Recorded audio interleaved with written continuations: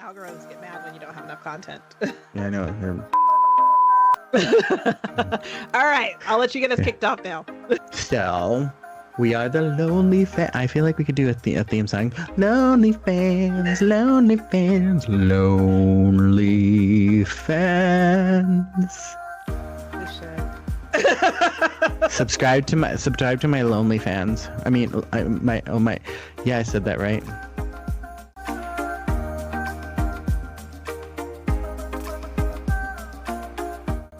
It's a podcast.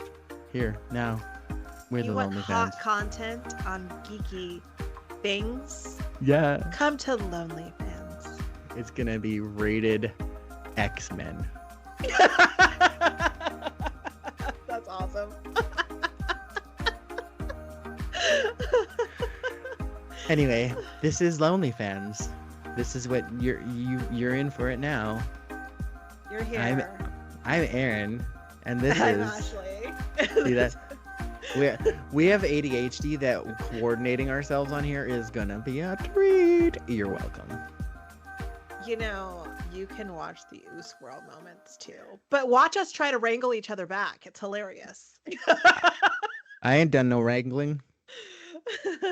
Okay, maybe I do the wrangling, but it's still like. Oh, but you know, the whole thing about being Lonely Fans is that we get lost. We get lost in like magical and fantastical places, you know, kind of like the Land of Oz, which Just like the Land of Oz, we are Dorothy clicking or her Alice, heels, or were Alice we going down the rabbit hole. Mm-hmm. But so we talk about it, and we're talking about Oz because this is episode 2 of our journey through the Oz timeline from Mr. L. Frank Baum creating and just creating this whole world, and then there being some plays, a musical, and even some silent films that were made. Yep. So like that, the whole thing just started with a bedtime story to his children, and suddenly it's an empire, like literally. I know. It's, it's crazy because like it seems like it's so simple, but then we think about the fact that it probably wasn't behind the scenes, because he had to take this bedtime story and now make it into a actual novel. But it just, I don't know, maybe it was the right time in America for this kind of a story, because it went off like gangbusters and it just never stopped. Right. Ever. The man is long dead and we're still talking about it. We have some fun things to talk about though. Up until the point we're at now, it was a book and a Broadway musical that is now obscure. Like it's in like obscurity. You can't even find the content of the script. You can find the script. No, you can find the script. You can't find the book for the music. Yes. So you can find the book, but you can't find the lyrics or the music. Because if we could find that, it would be produced. Oh my God, I'd be like walking around here singing it like it's every other show tune.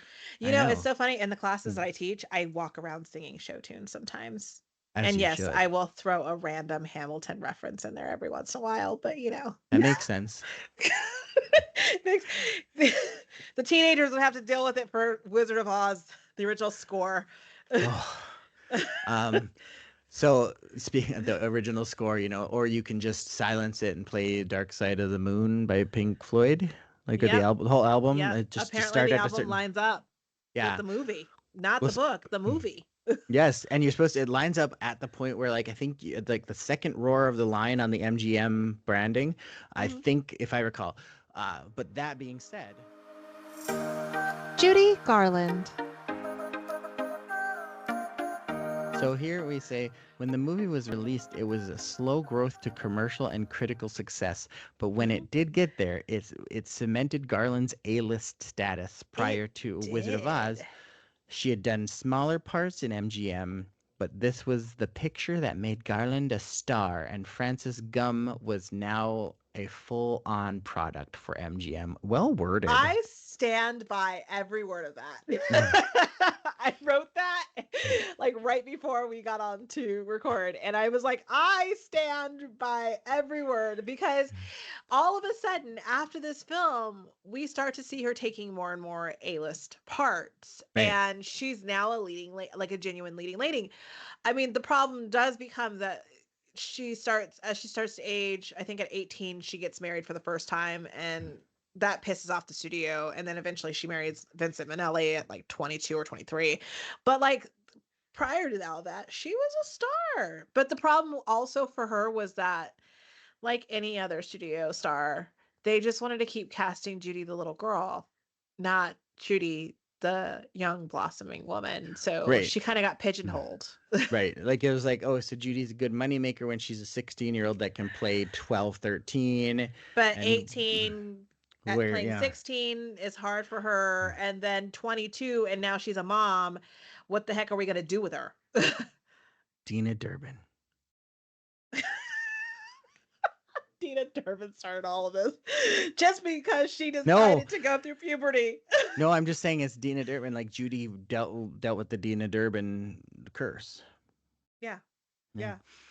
Okay, so the movie was nominated for 5 Academy Awards, including Best Picture, winning Best Original Song for Over the Rainbow and Best Original Score. And the Academy Juvenile Award was presented. That's right. They like had a she won the Academy Award for her role, but in this category that was made specifically for her because she was a child, so she couldn't be Yeah. Best Actress. And they didn't have the juvenile award for very much longer after this. I think they discontinued it in like the late Right, 40s. because there's no So, juveniles that get them at the Tonys now. Like you don't see, and if they well, do, at the it's just an Academy. Oscar. Yeah, Yeah, they just yeah. win the Academy Award if it's like a But at the 12, 15-year-old. time, the Academy didn't want children competing with adults because they thought that the children wouldn't have any shot of beating the adults, and so they didn't want to demoralize child Or actors. or how adults would feel if a kid beat them. I'm sorry. Did you see, like I saw who the other nominees were for that year, and Judy would have beaten them. I'm sorry. Yeah. She would have. And that's like no shade because a couple of them Mm-hmm. were musical singers. It is Mm-hmm. like that was the year of musicals, let's be honest. It was the year of MGM musicals, and she would have knocked them all out of the water. Certainly would have. Certainly would have. Behind the scenes drama. Okay, so I'm just gonna start this off here because I found a Vanity Fair story from 2016. Let's see here. Ooh. 2019. Okay, 2019.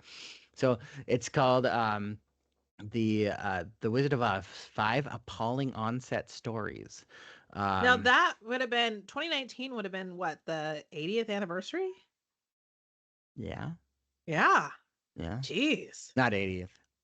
Yes, 70th? 1930. 1939. Yeah, so 2019. Yeah, you're right. Yeah. Because yeah, we're at the 45th now, aren't we? Yeah. So our 85th. That's where we were celebrating. Okay. Anyway, so how it goes here is it says, where the heck? Sorry, I scrolled too far. I lost my place, bruh.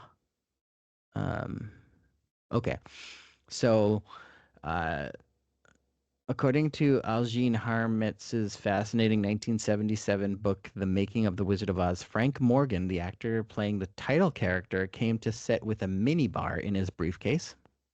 Okay, I believe that only because he was a notorious drunk. That makes sense.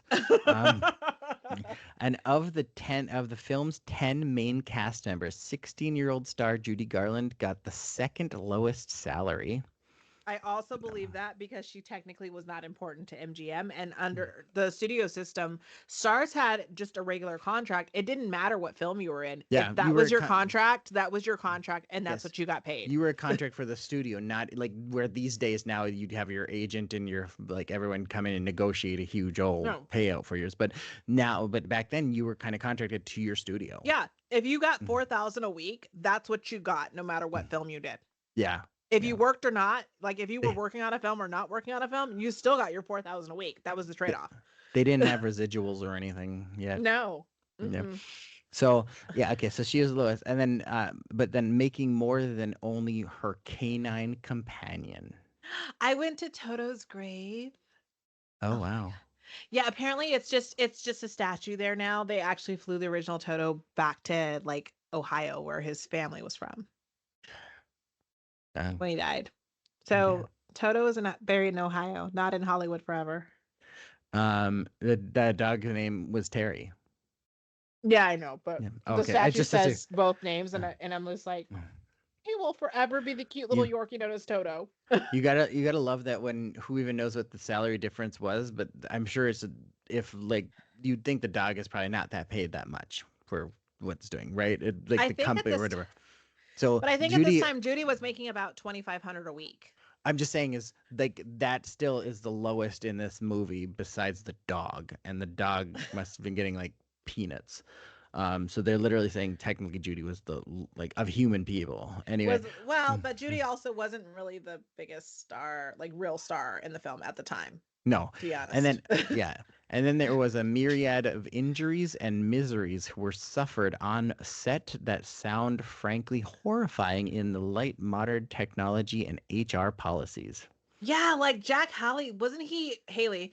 Wasn't he originally like his original makeup was poison actually giving him like lead poisoning or something like that? Something like this. Okay, so here we're going to talk about, it looks like we're going to talk about Bert Lahr, because there's something with the Ooh. line here. So, because of continuity concerns and the fact that it was impossible to find duplicate lion hides with identical colorations and patterns, Cowardly Lion actor Bert Lahr wore one costume primarily through filming. Given the Oh my costume's weight God. and the fact that was filming under intensely hot Technicolor It lights that smelled awful. yeah, that had even the lesser costume actors fainting and uh, being carried off the set. According to cinematographer Harold Rawson, the actor thoroughly sweated through his costume each day, so much of that costume had to be put into an industrial drying bin each night to dry the perspiration. Oh my goodness. So I don't know if you've ever been on an actual like film set. Oh, SAG, that would never work in I these days. I Like, no, but I've been on an actual film set, and today we have like all these rules and laws and stuff, and union agreements, and the lights are still hot. So I cannot imagine in the days before the Screen Actors Guild and before unionization of certain positions in Hollywood, like gaffers and all that kind of stuff, that those lights, I imagine those lights were just unbearably hot because they're still ugh, hot today. ugh. So okay, so you were onto this one here though, but the Tin Man.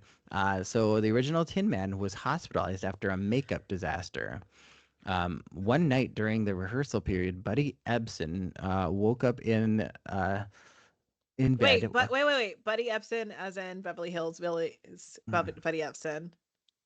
sure. Okay, yeah, no, it's him. Yeah, I know.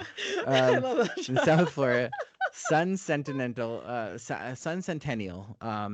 screaming from violent cramping in his hands, arms, and legs. When he had difficulty breathing, his wife called an ambulance and rushed him to the hospital. He remained in an oxygen tent for 2 weeks, recovering from the pure aluminum he had ingested into his lungs from his days in makeup as the Tin Man. Ah, so that's why he ended up getting replaced. Yeah, so rather than being sympathetic to his severe reaction, the studio was furious. They told me to get the hell back to work, Ebsen said. When the studio was told that Ebsen, whose skin had turned blue during his reaction, could not immediately return, production replaced him with Jack Haley. Though the aluminum makeup was changed, it still caused Haley to a serious eye infection. Oh, Yeah. thank Whoa. God for unions and OSHA. There's no OSHA in those days. This this next one I knew. Okay, so the snow was made from asbestos. I did know that Yeah. one. And the poppy fields, yeah. Yep. Yep. That snow from the poppy field. So, oh, like you're just watching that happen in the movie and just watching them getting poisoned. Like, Yeah. There was another piece of like, I don't know, this is lore. It's a legend. And we haven't heard Judy herself confirm it or anybody else. But allegedly, the only person who was actually nice to 16-year-old Judy was Margaret Hamilton. Everybody else either ignored her or they would just treat her like she was a nuisance. And but I yeah, mean, because she was this kid on set. Like, it was like none of these actors wanted to work with kids.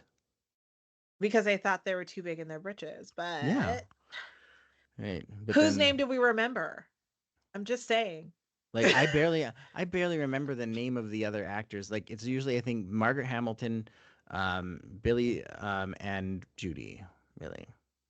Yeah, so I in the back of my head know these things, but whenever I think of this movie, like you, I only think of Billy, Margaret, and Judy. So, speaking of Margaret, so one of the other things here, the Wicked Witch of the West caught on fire.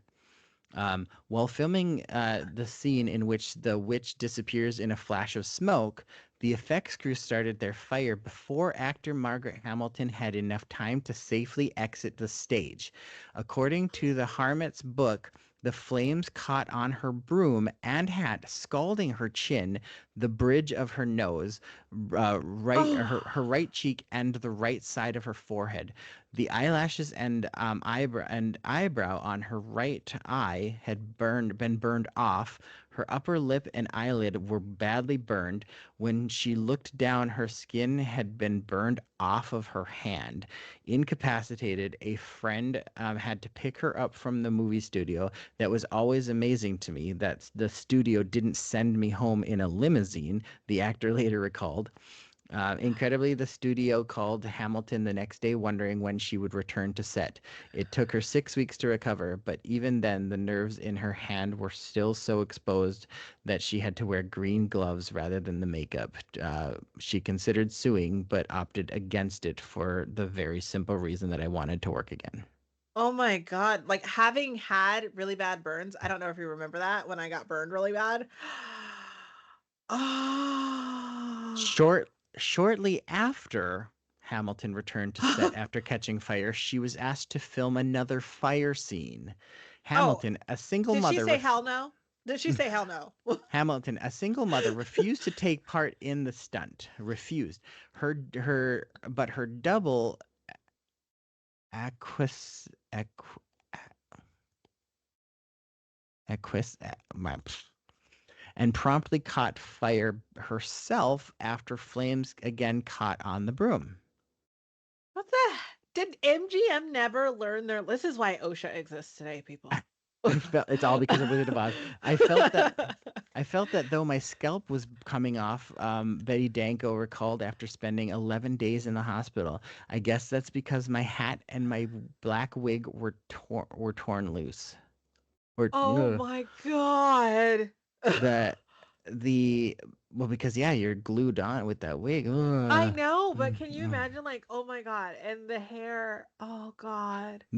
The double was reportedly paid $35 for her day's work. The fuck? Like, Well, really? back then, I $35 know. for the day, I I suppose was.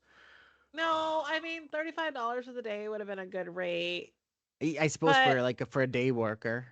yeah, but like she can't work until she recovers. So it feels like they should have given her a little bit more, like for like the lack of time that she would be able to work on the set. Mm-hmm. Mm-hmm. Because those stunt doubles were not contractors. They were day worker. They were literally just day laborers. Yeah.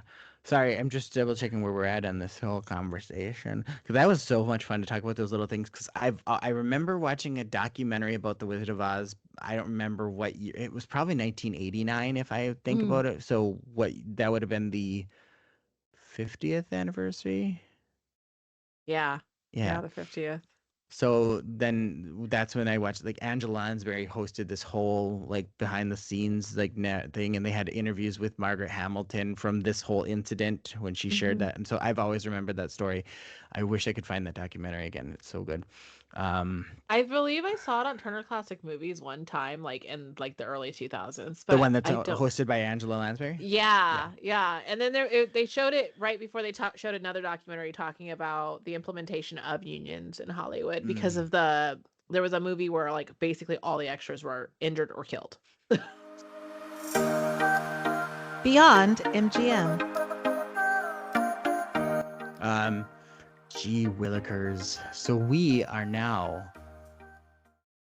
that film that was the point where Oz is now in the mainstream of the film industry, not just books. and like Mm. for stories, where now we've actually created like a movie verse of it all, Yeah. and here we go. I still don't know Yeah. what's gonna. But it does eventually fall off of people's radars because at this time, TV wasn't a huge medium. There wasn't a Mhm, such thing as a VHS player. So movies came in and out of theaters all the time. And it gets its second win during the golden age of television. Well, not the golden age of prestige television, which is today, but like the golden age of television, where television, because keep in mind, TVs have been around since 1938, but they weren't mhm. popular. Right. They don't really start to take off until the 50s. And as all of these networks are looking for content to fill things, because remember, they didn't do things like reruns yet. So you either had to like shoot a bunch of episodes constantly, or if your stars really needed a break, they would air something else. And so what they would do oftentimes is go back to the studios, because these studios still had a hand in TV, and they would say, "Can we air this film?" And because of television, The Wizard of Oz comes back into popular consciousness again. Once And a year. well, no, at this time it would air They like hadn't done that twice a yet. year. They would Okay. do it twice a year because you would see it at Thanksgiving and Mm. then you would also see it at Easter, like basically times Mm. when families would be together. Yes. And so, because the network television gods, producers, executives, whatever, decided to do it basically when families would be together and you'd have these multi-generational families sitting together in front of the television. The Wizard of Oz gets its second win, and then it also cements itself as a family film because of that. And that continued on. Like, we were both 90s kids because we were raised in the 90s. And Mhm, because, some households didn't have a bunch of TVs, or if you had a bunch of TV, like if every room had a TV, you didn't necessarily have cable in every single room. mhm. So we oftentimes had to do the multi-generational TV thing. And it aired when we were kids on TV, but mostly during Thanksgiving for us. But Mhm. Thanksgiving, Christmas, no, Christmas is Sound of Music. Thanksgiving time. So I still remember, um, when I first, okay, so obviously before VHS, we were at the generations where VHS is still coming, VCRs were still Mhm. becoming a thing, Well, Betamax is kind of Betamax out had its way. just Yeah, gotten it's kind of going out of its out. phase. Yeah. So my family had just bought a VCR. I'm assuming it must have been around 1989 then, because my uncle took our VCR to his apartment, which was in the same complex. Yeah. So 1989, I'm what, five? Yeah, 5, 6. Um, I he, was a wee toddler. he, he was, so he brought it over to his because he had cable. We had cable. We didn't have cable. I don't know, but so he used our VCR to record Mm. the whole thing, and that was that special thing that had the Angela Lansbury Uh-huh. documentary thing after the film. So I had this all on tape, and I remember watching it. I don't remember when I ever lost it, but I watched this a lot. Like, I now had The Wizard of Oz whenever I wanted it. Yeah. um and so, because even buying VHSs at the time back then was so expensive. Like, I It know. really was. Mhm, I mean, we had like every Disney VHS that came out, but like your parents, it was like video games. Like, you probably got a VHS on Christmas and a birthday yeah. because it was just Mhm. so expensive for most people to buy. So the movie is like a success, and it's got a legacy. Uh I think then, like, Disney wanted in on the Wizard of Oz stuff, and I think Mm. bought rights to license all the Oz characters now. So yeah, so Disney owns the rights to make this, and had this whole plan. I think even had the Mickey Mouse Club at the time, like Annette Yes. Funicelli and everybody. Yep. They were all going to be part of this Oz sequel. Like, there Wow. was all sent for them, all the kids. And so I think they went to this idea where, oh well, these kids aren't really notable outside of a children audience and stuff like that. Kind of like the Judy Garland thing. It Yeah. was like, they're not actually going to sell this movie. Like, so the movie went into, it doesn't exist, or like it disappeared. It's in the vault. Yeah, somewhere, but it never got finished and released. It just, like, but yeah. So I found that to be an interesting little detail.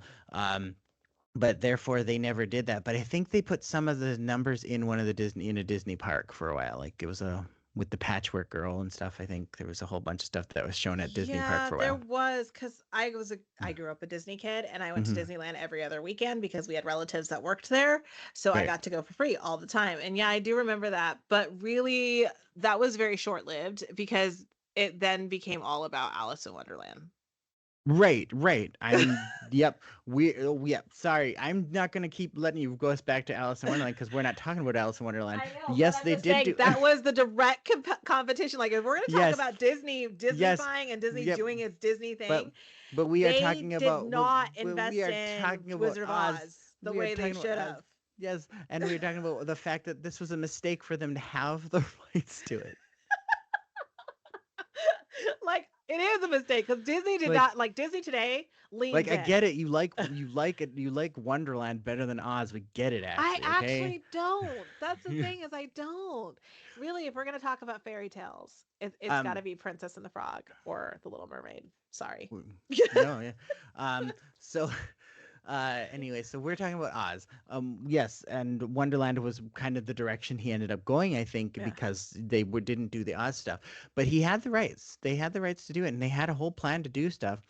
Um, and therefore, I think some animated movies came out later with their like sequels. Like Liza Minnelli voiced Mhm. Dorothy in a 70s, 60s, 70s, whatever animated Journey Back to Oz, and Ethel Merman was Mombi. Oh my Mombi. goodness. I I love love Ethel them. Merman though. Mhm. So she can play Um, anything to me.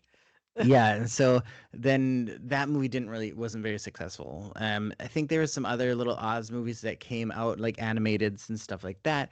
But I think the next thing that was really popular that brought Oz back into another audience genre, everything, is a Broadway musical.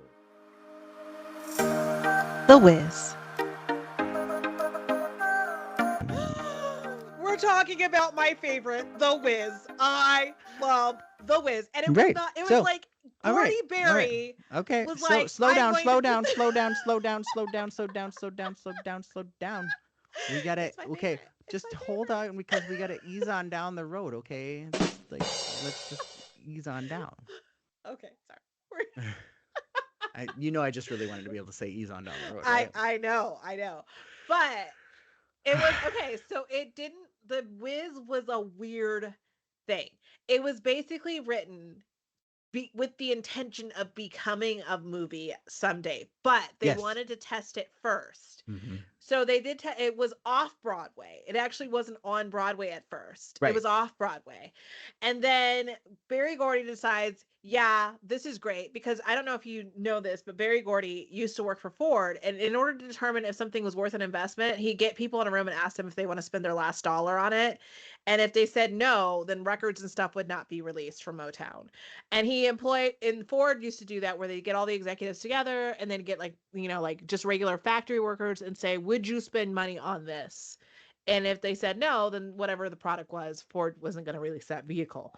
Yeah. So he implemented that at Motown. So Barry Gordy at the time was sleeping with Diana Ross.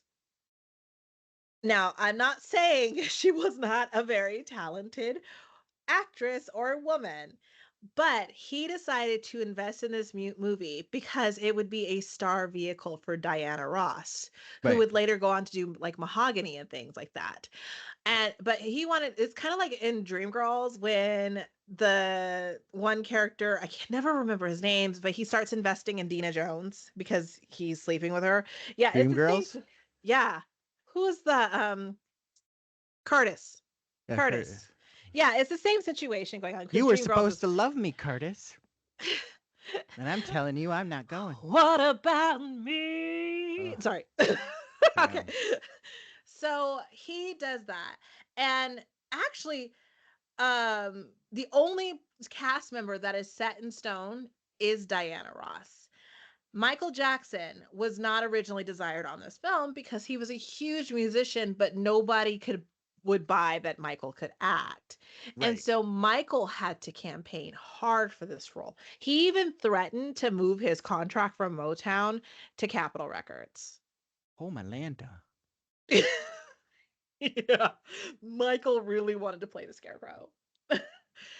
So when he finally got the role and then everybody else got cast, there was a very conscientious effort to make the Wiz into something like Black people would recognize. So some of the things were changed to look more like Black communities in the 1970s in New York, in Mhm. Chicago, but for the most part it's still true to the whole Oz flair. It just has a more urban vibe, Right. with the Emerald City being firmly set in Chicago, Yes. which is where it was originally supposed to be. Hmm. So, ah, I'm glad you brought this one up because I'm like, I love it. Well, I'm looking at it as like points of time because like Wizard of Oz MGM really set Oz into a new medium. Yes. and and I think are like obviously with some things coming in between and stuff, but the next big iconic Oz moment was The Was Wiz. Yeah, and it really what it did is it took, because you got to remember early Hollywood was very, very white. And so it, for a lot of people, you might like the films, but you never felt like the films represented you. And of course, in the 60s and 70s, there's the Black Power movement. There was a lot of push for Black representation in just the world in general. And so The Wiz came out at this like perfect moment, and it became something that Black communities could latch on to in a way that The Wizard of Oz was not. Right. Because now Dorothy's in an urban environment, and most Black people at the time lived in cities and urban environments. That's where we get the term inner city from, just because that was where opportunities for them were. You couldn't relate to being a farmer in Kansas necessarily, but you could relate to being living in, some neighborhood in New York City kind of thing. And then the music was also very much in line with what Black people were listening to, which was a more R&B sound. Yeah. And it was, for lack of a better word, fresh. It looks like And it's here it's being I what I see from the Broadway, the stage version, The Wiz, the Super Soul Musical, Wonderful Wizard of Oz. yep, because they put what was called soul music, but it was R&B in it. But and it really, it like, so like it had a huge draw already because you had Diana Ross, who was already a big mega superstar. You had Yep. Michael Jackson, who was a big mega superstar. And at that point, it didn't matter who else you cast because you had two of the biggest Black icons Yeah. in this movie. And it grossed really high. It did really, really well. And that is one of the reasons why I will never forget the first time I saw The Wiz, and I will never forget the first time I actually went to see the musical, and it is still being performed today because it is still an impactful thing. And if we could we're not going to stay on this because we literally could talk about like Black Oh history God. and like Black music studies with this. So, I'll let us move on. I will just say it was a very important film for representation. Okay, so do you know it's on a revival on Broadway now? Yes, I did. Okay. So This is my fandom. Wayne Brady is currently playing the Wizard. Like I'm here for that. I like him, and I'm trying to picture him as the wizard. And it's coming. It's coming. It's giving. Yes, he could do it. Oh, and I should have mentioned that the musical and stage musical and the movie rely heavily on jive, which is an African American vernacular English of Hmm. the period. And Right. so for white audiences, it may not have seemed familiar. And like currently white audiences do enjoy it, but at the time, it was really something for Black people by Black people. The so the Encores version in 2009, Ashanti played Dorothy. I could see that. Um, Yeah, that's her range. That's her singing range. Yeah. right. And so Diana Ross only played her in the film, but Stephanie Yeah. Mills was the original Broadway, Detroit actually, then Broadway. Yeah. Then came back to the Broadway revival 10 years later to play the same role. Yeah. And then the And US tour Stephanie next. Mills was a known entity. She was an actress, but she also was a known background singer. So she'd sung background for a lot of people, including Michael Jackson at the time. So Right. she's a talented woman, Hmm. very talented. But like I said, Barry Gorey wanted Diana Ross to star, which is why he bought the movie rights. Yes. Either way, yeah. So it's like, yeah, and then you've got like Michael Jackson obviously was in the movie. Uh, I don't, yeah, there's a lot of different great actors and people from like, I don't know. I would love to see this show live on stage. It'd be great. I would. Um, I would love to see the new Broadway revival because I've seen it a couple times, like in LA, but I would love to see the let's new Broadway revival. let's go to New York. Let's Hiccup. just get on a plane. Forget our other responsibilities. Right. Um, yeah, so that is where it goes from 1939 to 1970. It was like Hold on. late 70s, I think, was the movie. I'm just going at when the Broadway musical or the musical came out was Okay. 1975. Yeah. So we got from 1939 to 1975 is where we end. And so I think at the end of the 70s, The Wiz is kind of the new Oz thing going It all is. over the stuff. And then I think in the mid 80s we get then we get to see what Disney does with the rights to Oz. Return to Oz. It sounds like that's where we'll be starting for the next episode. Yes, but I think that next episode will have to wait because we want to build momentum for Wicked. And because if we're going from there, we might as well go into Wicked. Right, well the next time we record would be from Return to Oz to Wicked. I know. That's why I think our audience members need to know. We're putting a pin in it temporarily No. because we also really want to spend time with Wicked, and also we want to watch Wicked a lot. I'm so excited. I'm so excited. I know. I know. I mean, they keep giving us more and more little like videos and snippets and stuff. And do you saw that the other day that I got my official acceptance letter to Shiz University? I did. And I've been slacking because I did not apply. I was applying to real life law school. So I need to go apply. This is just as important. This is just as important. I know. I told my husband, I was like, I need to go apply now. And I was like, I got my letter of acceptance to Hogwarts. I need my letter of acceptance to the University of Shiz. And of course, he was like, I don't know what that is, and he walked away. So on the interwebs, you could apply at shizuniversity.com, and it told you like, so you got to kind of do like, oh, where are you from? Like, of course I'm from Glinda's area, and I was planning to go for sorcery, so of course, so I got my letter and telling me, it shows me a map of like the whole thing, the school, and now there's new parts of the site that are going to come through. All of us that are accepted into the university get exclusive stuff to see on the website. Oh, okay. Now I'm hoping I know what I'm doing right after this. The admission closed August 15th. Oh, I missed the deadline. Yeah. Maybe next year when part 2 comes out. I'm assuming they'll do it again. They'll do something because they'll be next fall, like, because you got to do. Yeah. So that's really, I think it's great. There's so much Oz, and I'm so excited to be able to go down the rest of this yellow brick road, to the ending line of Wicked, which we have a lot to cover because we'll also have a year in between to talk about the second half. So like, I think when we talk about Wicked and stuff, we're going to really talk about the fact that this first movie that's coming out is Act 1. Yeah, definitely. So I think we should probably say goodbye to our lonely fans. We should. We really should. Thank you for being our lonely fans. Thank you so much for putting up with our randomness. We were so lonely without you. We really were. And now we're lonely together. Exactly. Alone together. That's a good show. It is. It is so good.